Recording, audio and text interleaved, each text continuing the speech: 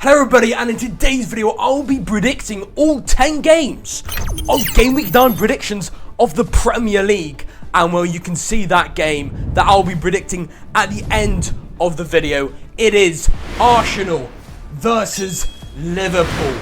That is right, the team that lost at 2-0 against Bournemouth and the team that's currently first. But after I predict that game, I will give my goal of Game Week 8 and I'll take a look at my Week 8 predictions to see how well I did last week. We're going to be starting off on the Friday. It's at the King Power Stadium. It's Leicester City versus Nottingham Forest. Let's start off with Nottingham Forest here. They won the last game 1-0 against Crystal Palace. And in my opinion, it probably should have been 0-0 because it was poor goalkeeping by Dean Henderson.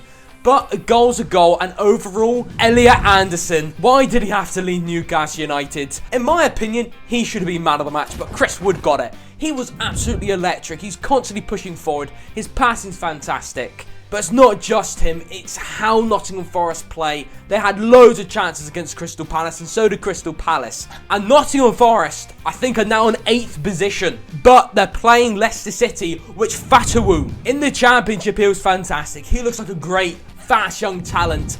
We've barely seen him in the Premier League. Till the last game, absolute game changer. If he can start, or if he comes on, they've got a chance here, especially at the King Power. And Leicester have shown they mean business. They were 2-0 down against Southampton. It was looking like Southampton had the win. But even before the red card, they were pushing. And it's all because of Fatawu. With him starting, with them being at home, I think Leicester can get something in this game. I truly do. I mean, they've won 2, and they're doing much better than the other 2 promoted sides. If Fatawu plays, they're getting a goal.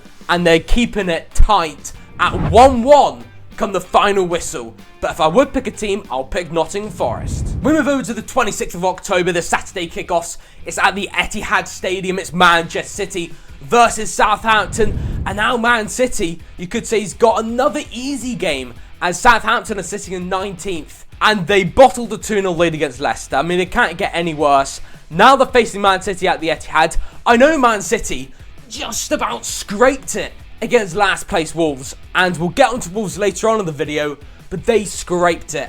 Yes, it was a dominant performance, but they found it hard to get inside the penalty box. It was only to the last seconds that it went in. Some VAR controversy, but to be honest, I don't think Bernardo Silva was obstructing Jose Sa. And VAR, they made a correct decision. Man City yet again win, although they're not exactly looking amazing, Man City. Against Wolves, it could have easily been a point. And they have been dropping a lot of points recently.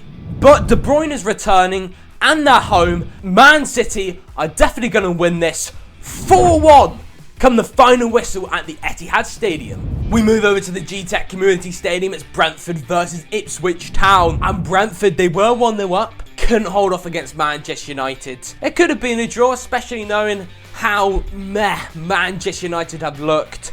But they're facing Ipswich at home, and Ipswich, I thought you were showing signs, but you're kind of trailing off in the wrong direction. You lost it 2-0 against Everton, you lost it against West Ham 4-1, and you only just about scraped it against Southampton, who are in the relegation zone. I'm not as confident as I was that they'll stay up, but I still feel like they will. If they want to stay up, games like these, they're going to have to at least get points against, because somehow, after 8 games, you don't have a win. And I've seen you play against Liverpool in the first half. I've seen how well you defended against Brighton.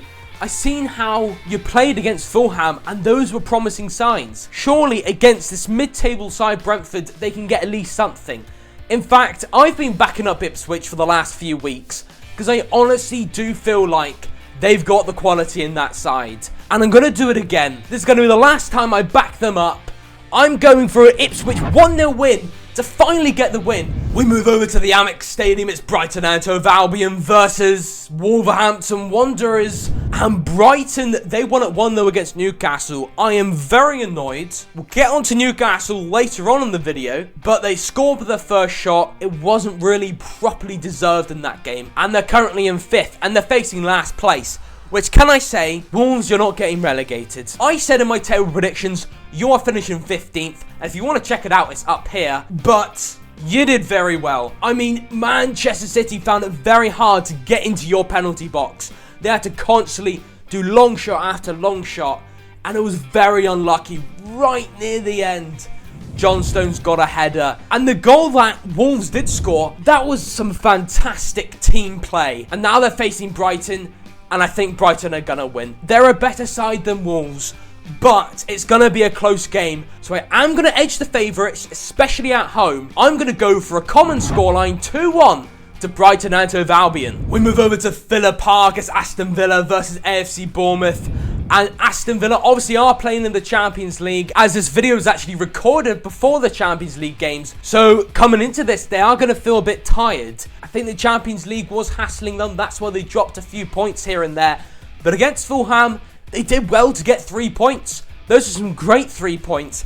And they're facing Bournemouth though, which weirdly lost it against Leicester, but won it against Arsenal. It could be down to Arsenal, yet again, getting another red card. But I have to admit, we have to give credit to Ryan Christie's goal, and we have to give credit to the set-piece coach. It's going to be a very close game.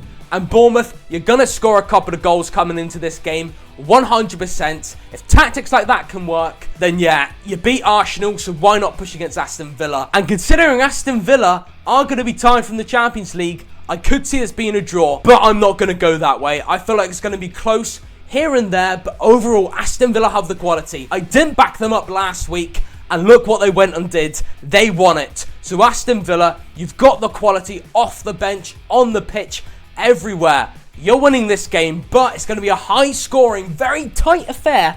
As I've said, it's going to be 3-2 for the home side, Aston Villa. We move to Goodison Park as Everton versus Fulham. And Fulham, the last couple of games, you have lost both of them. But to be honest, they did play Aston Villa and Manchester City in the last 2 games. And they were in both of those games, but it was a poor penalty. An awful penalty by Pereira. An absolute sham diddly bollock penalty. Maybe if he scored that, they could have got a point. But they're facing Everton, and I feel like they're going to get at least a point, Fulham here. I feel like Everton, they're kind of getting momentum. They're home. It looks like the defence is doing pretty well in terms that they're getting clean sheets. And I feel like Fulham are good, so they can break that defence. They can break the clean sheets that Everton have been getting in the last couple of games. And Fulham will score, but only 1. After Everton seem to be much better. And Everton will also score.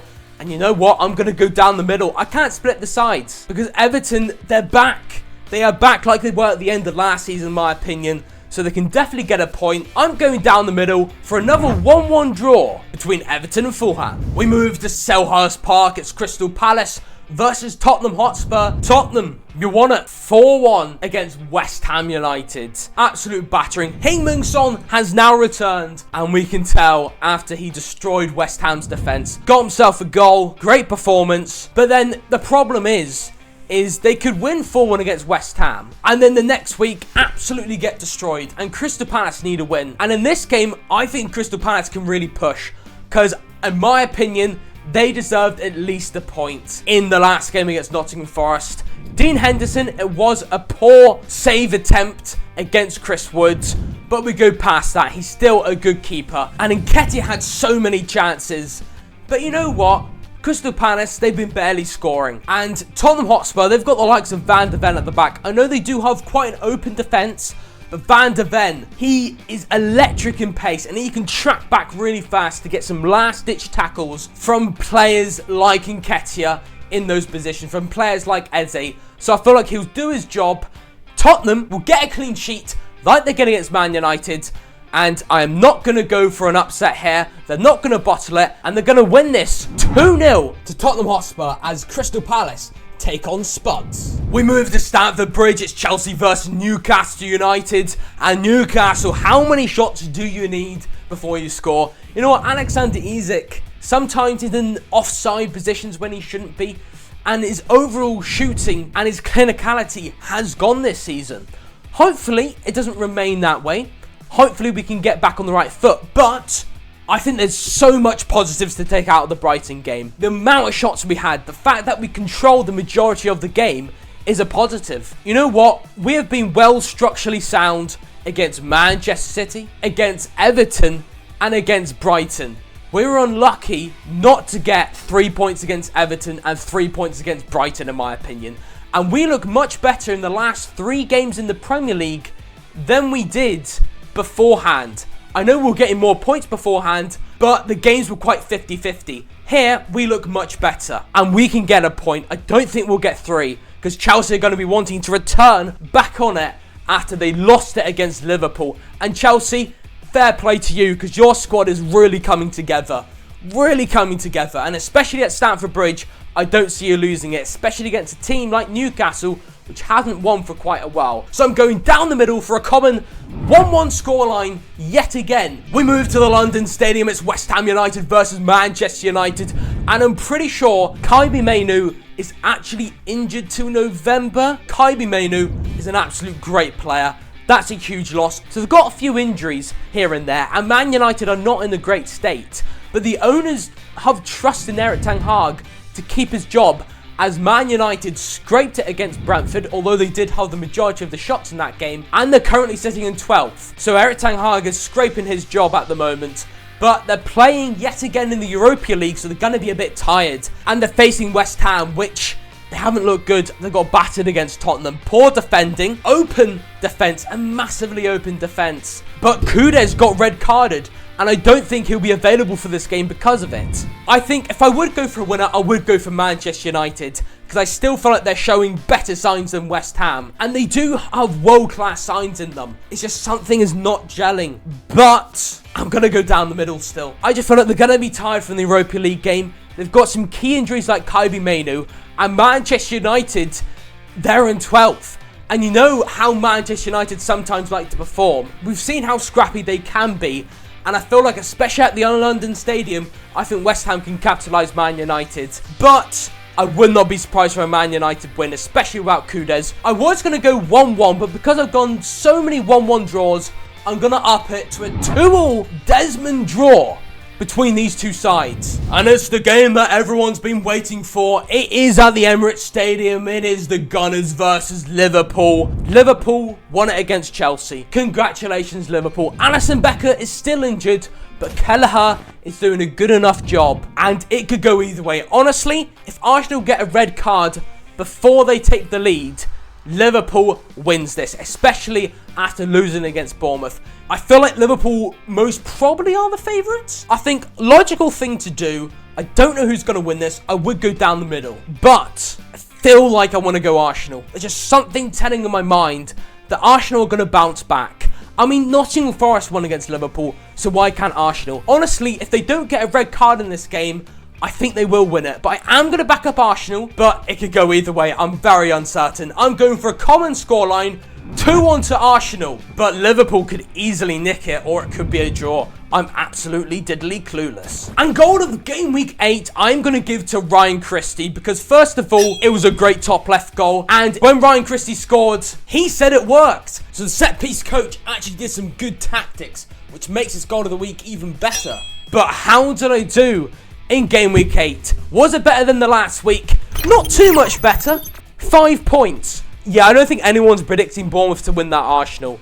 There's no one predicting that. Sometimes I feel like now and again, you're just going to have to go for a random prediction once in a blue moon, because you never know, you might be right. But overall, I'm on 54 points out of 160 points. And like usual, I'm going to be punching you to the next video that you're going to watch.